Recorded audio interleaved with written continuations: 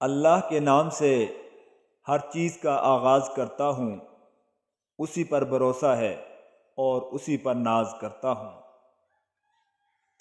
ہر اگنے والی چیز یہ بتاتی ہے کہ انسان جو بیجتا ہے وہی کاٹتا ہے۔ اے میرے دوست، اگر تم سمجھدار ہو تو محبت کے سوا کچھ نہ بیجو۔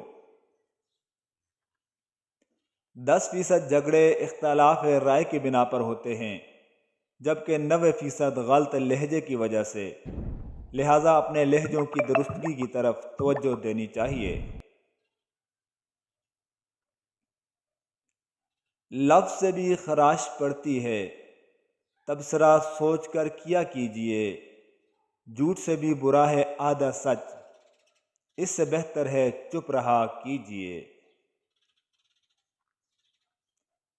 اگر تم زندگی کے راستے پر کانٹے چھوڑتے جاؤ گے تو تمہارے پیچھے آنے والی تمہاری نسلیں اسی راستے پر لہو لہان ہو جائیں گی۔ زندگی کو جینا پڑتا ہے، اپنے لیے کم اور اپنوں کے لیے زیادہ۔ رشتوں میں مخلص رہیں تاکہ رشتوں کو جیا جائے، نہ کہ برداشت کیا جائے۔ کم کیجئے حضور تمازت مزاج کی، آتے نہیں پرندے بھی تپتی منڈیر پر۔ کبھی بھی ہمت نہ ہاریں، حالات کتنے بھی مخالف ہوں، صلاحیت اپنا جوہر منوا لیتی ہے۔ عبادت کرتے ہو مگر لوگوں کو تکلیف بھی دیتے ہو، صدقہ کرتے ہو مگر احسان جتلاتے ہو۔ اپنی نیکیاں ایسی تھیلی میں جمع نہ کرو جس میں سوراخ ہو۔ وقت کا جواب ہمارے جواب سے ہمیشہ بہتر ہوتا ہے، اور وقت صرف اس وقت جواب دیتا ہے جب ہم کسی کی زیادتی کا جواب دینے کے بجائے صبر سے کام لیتے ہیں۔ شکوے بہت عزت دار ہوتے ہیں، سب سے نہیں ہوتے اور سب کے سامنے بھی نہیں ہوتے۔ لوگوں کے قصور معاف کر دو، یہاں ہر کوئی امتحان میں ہے اور امتحان میں غلطیاں تو ہوتی ہیں۔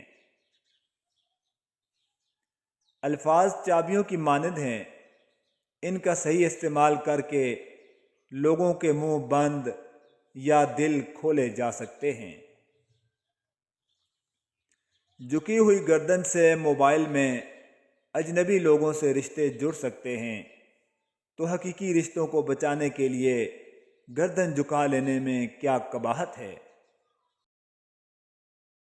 انسان کی چاہت ہے کہ اڑنے کو پر ملیں، اور پرندوں کی چاہت ہے رہنے کو گھر ملیں۔ کچھ لوگ جدھر کی ہوا دیکھتے ہیں ادھر چل پڑتے ہیں، حالانکہ یہ کام انسانوں کا نہیں، گلی میں پڑے ہوئے شاپروں کا ہوتا ہے۔ جب آپ کوئی کام نہیں کر رہے ہوتے تب باتیں کرنا اور تیز بننا بہت آسان ہوتا ہے۔ حالات سے لڑنے والا ہی جانتا ہے کہ مشکلات کا سامنا کرنا کتنا مشکل ہوتا ہے۔ موت فانی زندگی کو دائمی حیات میں بدل دیتی ہے۔ فنا سے بقا کا سفر موت کے گھوڑے کی پشت پر ہوتا ہے۔